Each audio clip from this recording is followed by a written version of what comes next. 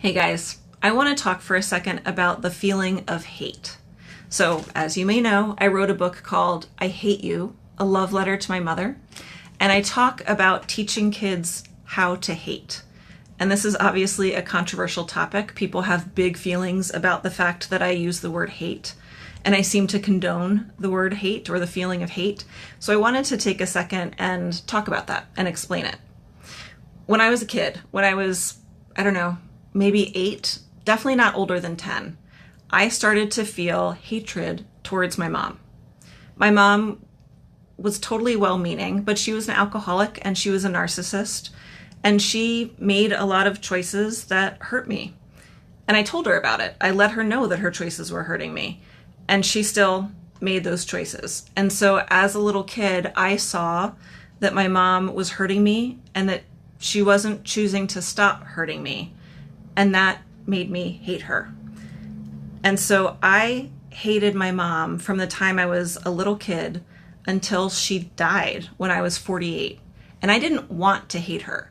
I knew it wasn't serving me. I knew it wasn't serving her, but I couldn't stop it. I was stuck in that hate. Even though I'm a therapist, even though I'm a psychologist, and I know how to manage feelings, I help people with them all the time, I could not get out of my own feeling of hate. I was totally stuck in it.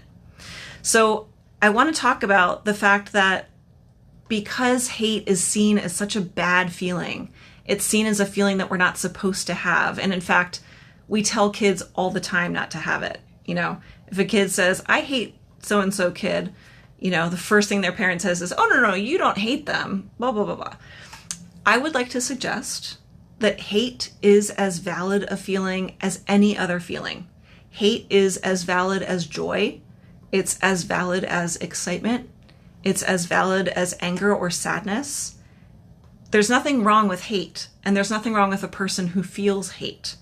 It's just that we don't know what to do with it, and it scares us, right? Hate is really big and fiery and painful, and it spurs people to do not good things. It spurs people to hurt other people and to cross boundaries and to do violence. Those are obviously not good. That's not what we're going for here. We're going for, how do we help people who are feeling hate? How do we help them acknowledge it and manage it so that they don't get stuck in it like I did or act out on it? That work needs to happen, and it needs to happen right now in our country especially.